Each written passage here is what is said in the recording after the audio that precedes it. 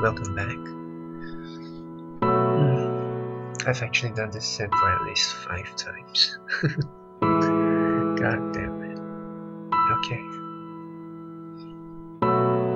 If I could, I'd do that. But you're not resisting at all, are you?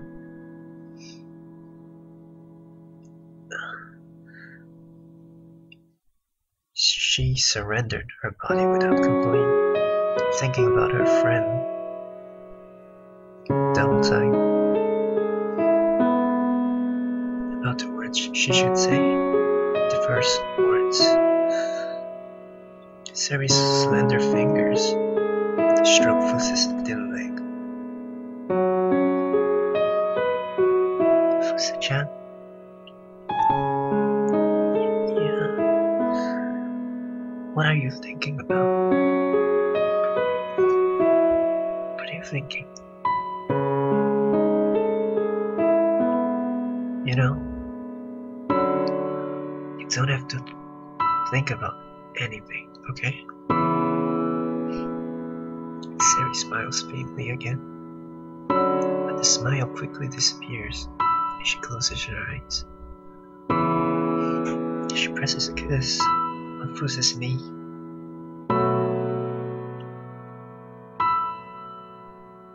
Fusa-chan.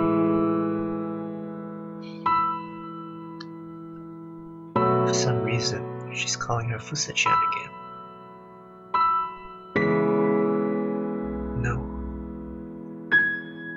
The mistress and maid game ended some time ago, and it never did start up again.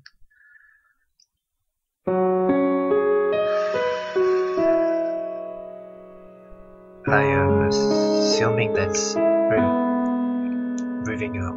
The sound of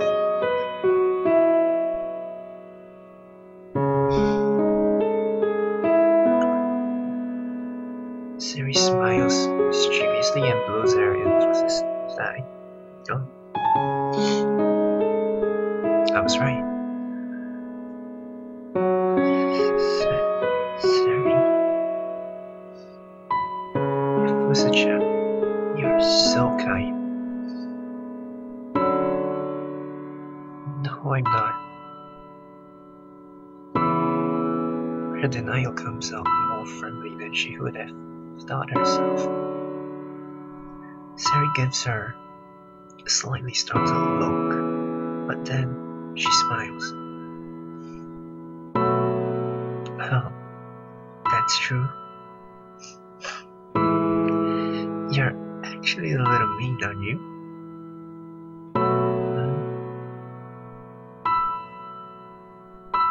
Are you pretending you don't understand?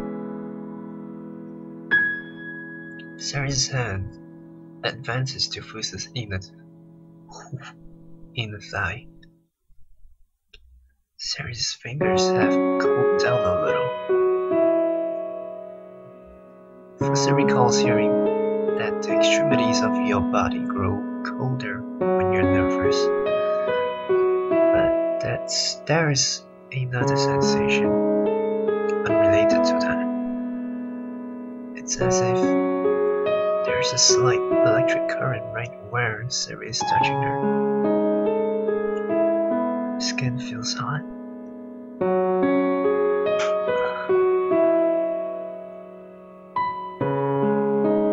As fingers crawl across her skin, there's a strange shivering sensation in her spine.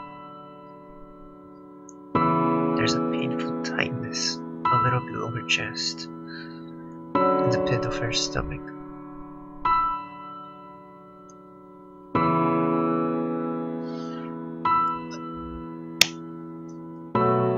I guess not so hard, I guess. Smack.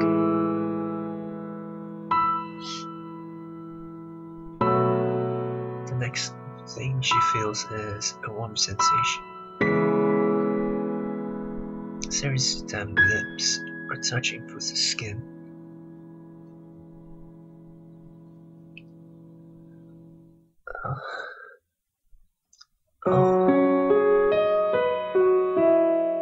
Sari slowly slides her hand across Fusa's thigh, occasionally biting it ever so lightly. She works her way up from below until her hand finally reaches Fusa's groin.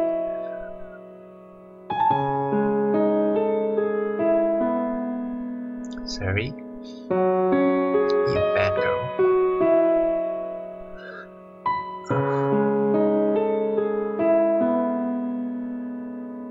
Her brain almost completely shuts down. There are white flashes of light before her eyes, and a sweet feeling washes over her whole body. But with what little capacity she has left, Fusa continues to think. She asks herself why Sari is doing this. And she wonders what she herself wants to do. That's not the same as what she wants Sari to do to her. Huff. Huff. Sari says, and pulls away, as does her body.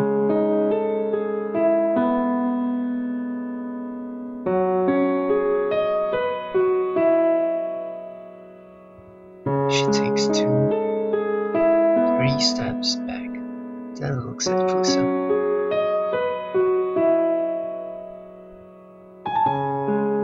Sari, I completely agree with you. What a nice view.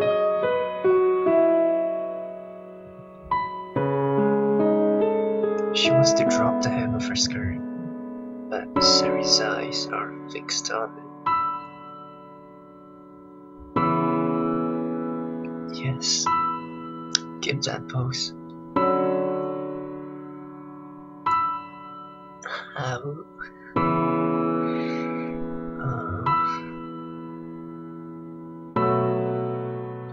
Suddenly, she feels sweat all over her body. The surface of her skin is hot. She feels an unusual sensation.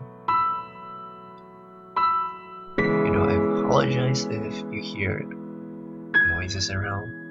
Like, it really irritates me so much. But it's been so frequent, and I couldn't control them. I couldn't control them making noises, because that was from upstairs.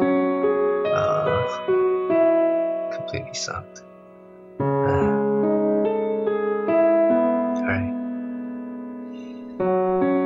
Let's continue. Something is squeezing her throat. It's as if she's on the verge of sobbing, but she's not about to cry.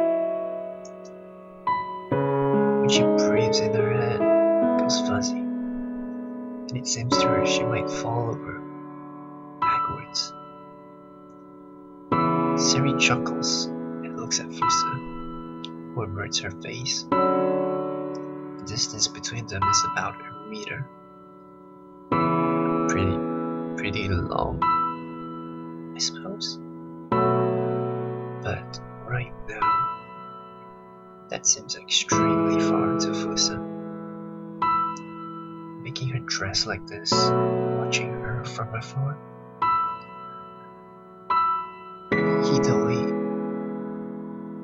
Hidoyo. That's so mean.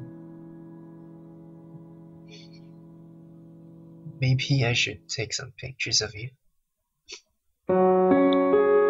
You should, Sari.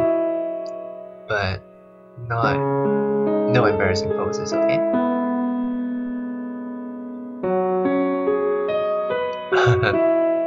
Sari's voice sounds even more malicious now. And I should coerce you by threatening to spread those pictures if you don't do what I say. Her playful tone is collapsing into tones of self-derision. That way, I can be with you. much as I want. It would prevent Fusa from having a boyfriend. It might cause her to visit Sari every single day. It should.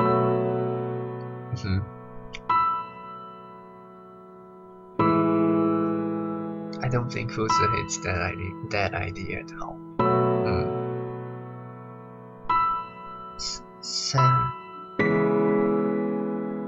it's okay.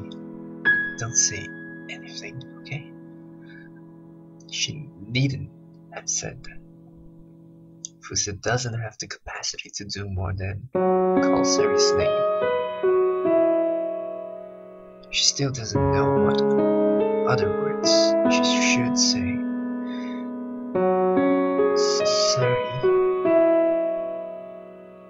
However, she calls her name anyway. Sari.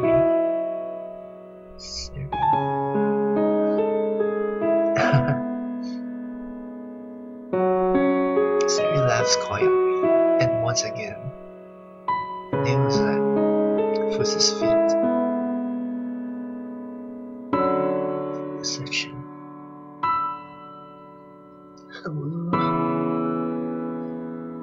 There's a faint, wet noise. This time, the feeling of Sari's lips on her sweaty thigh seems distant.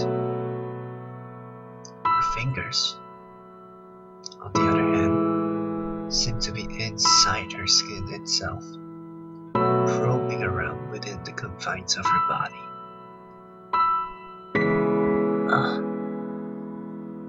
The fingers are crawling. After a moment's delay, followed by the tongue. Fusa-chan, your skin really is beautiful. Sari says that it even feels smooth when she licks it, and then rubs her head against Fusa's thigh. You know, I would assume that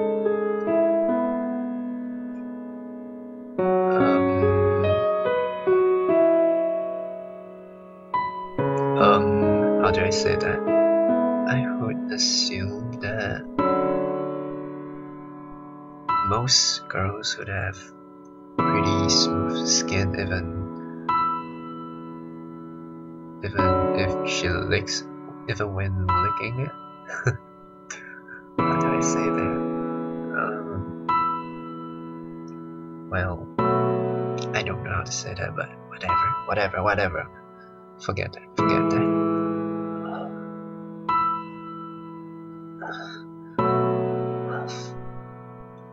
Huff.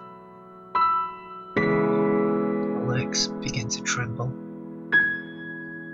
She can't keep her balance. I'm sorry. Being so sudden about it.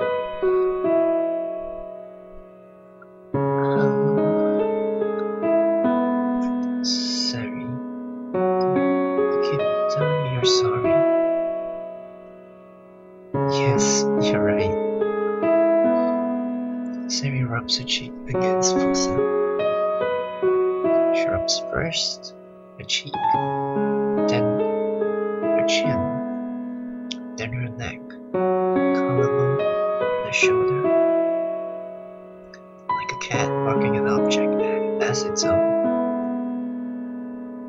Fusa feels her soft skin and her hard bones, which seem to jut out from her body.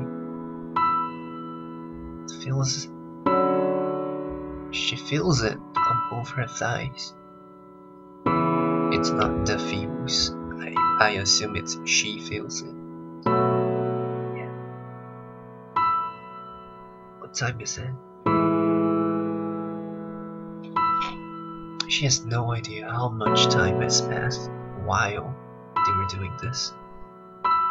There's a faint light behind the window. Or maybe it's dark.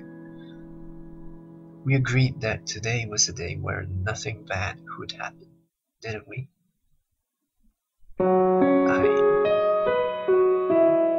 I couldn't help myself. No, tomorrow will be. She pauses again. But thanks to that, she now thinks she knows where those words from before lead. Sorry. She's still repeating that name like a broken record. She wants to at least let Sari do what she wants. No matter where Sari's fingers touch her, Fusa doesn't reject them. After a while, both of their movements come to a halt. Sari embraces Fusa's thighs, still on her knees, while Fusa stands there in complete surrender of her body. It's a strange, paradoxical, vertical relationship. Until when Sari pulls back in satisfaction, Fusa continues to give herself to her, searching for words all the while. Unable to find them, only calling out her name. I'm sorry about today. Don't be.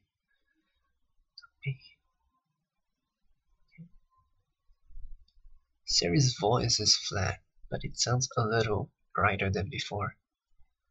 She might just be making an effort to make it sound like that, though. A little while ago. Later. Not ago. Later. Why did I say an AGO over there? God. They finally enjoy their cakes and a freshly poured cup of tea. They spend the rest of the time together.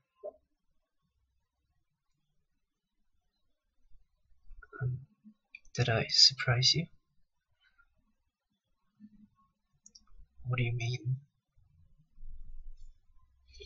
It's like she's speaking in riddles. Fusa doesn't really want to talk in this fashion.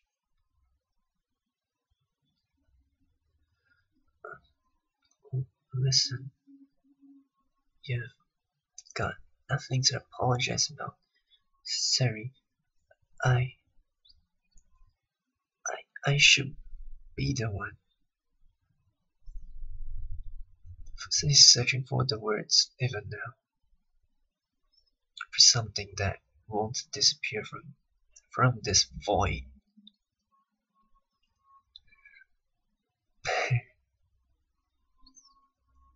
She hears laughter from behind her, but she's too afraid to turn around. Fusa-chan? A gentle voice. Sari's hand strokes Fusa's hair from behind her.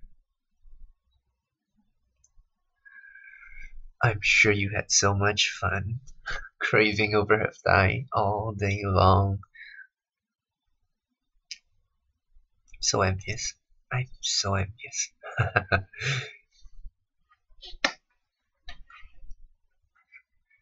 Yeah. Her childish tone of voice is wavering a little. Sari is still stroking her hair from behind. Her fingers create loops and comb through strands. She remembers the touch of those fingers, the softness of her finger, the hardness of her nail, as well as the sweetness of the cream. Oh, your hair is pretty too. So is yours, Sari. Oh, I assumed that your hair is pretty too was from Fusa. I assumed that. Shit. Oh, let's redo that part. Okay. Your hair is pretty too. Pretty too. Sorry, you're sorry. You really think so? Yeah, so glad. No, you should be happy, you know? Glad doesn't seem to be the right word for this.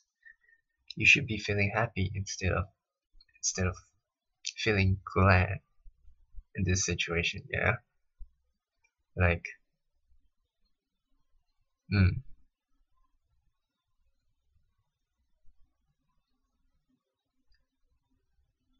nobody has ever complimented me before because my hair is so fine, Sari says. I wonder what it is. Both of them are conscious of each other, trying to create a distraction. This isn't what they really should be talking about. They both know it, but they are both carefully sidestepping the issue. That tickles. Stop. Oh, does it feel bad? No, it's just that my hair brushed against my back. Sari's hands withdraw.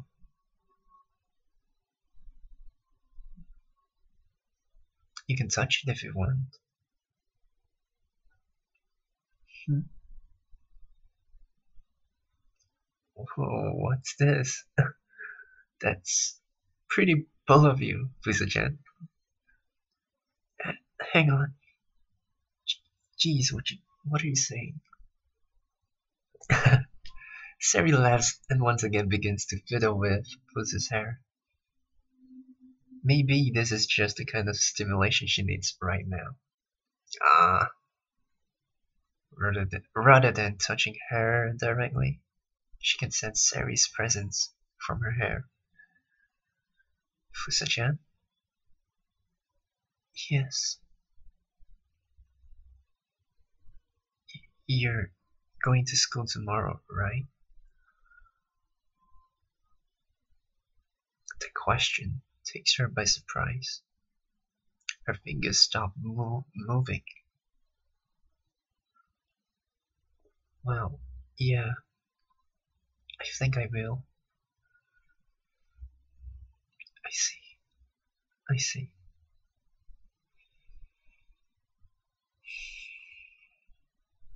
She senses an intake of breath and an exhalation. I see.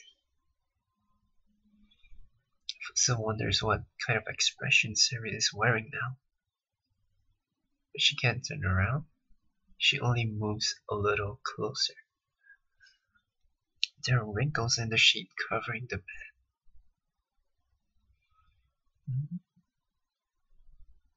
What is it? Nothing. Siri laughs cheerfully and moves a little closer as well.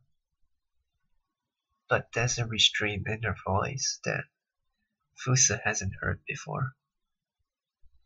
If they go to sleep like this, it will become morning. That's normal, but it's also sad. If only tomorrow would never come.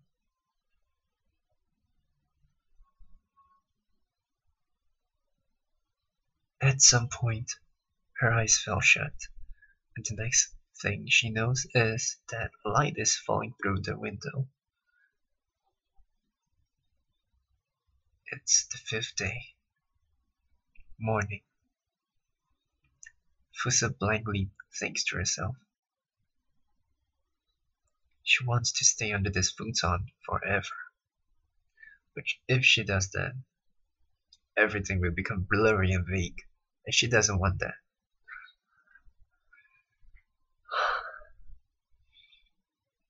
No, you should sleep.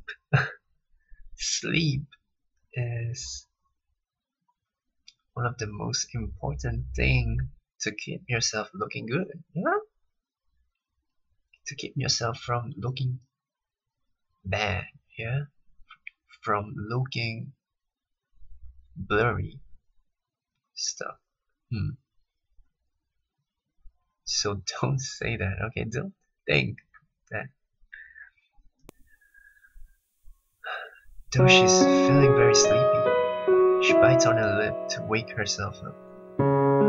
Starting with her toes and fingers, her body begins to regain its alertness. Come to think of it, this is probably the first time in months she woke up like this. She thinks back on the time before she met Sari. Transitioning from sleep into wakefulness like this seems almost surreal. In those days, she wouldn't even be able to sleep. She would lie under her futon, waiting for the morning, unable to tell if she even slept at all. Then she would listlessly get up. She would be annoyed and irritated always. But how about now? Fusa smiles a little. Her head is clear, and her consciousness is clear. She feels that, truly, a new day is starting. Sari. Fusa sits up with a small thought in her heart. She turns to the one body that's been beside her all this time. If it hadn't been for that warmth, she wouldn't have been able to sleep. But still, she's been searching for the words ever since yesterday. How can she respond to Sari? Well, I have an advice for you, Fusa. 3 words. Some of you may have guessed, or may think the same way as me. The words you should be saying is, I love you. That is my opinion, and possibly what you should say to Sari. You know? The confirmation of feeling of your mutual feelings, that would mean so much to Sari and for yourself as well, Fusa-chan. So that is my advice. I love you.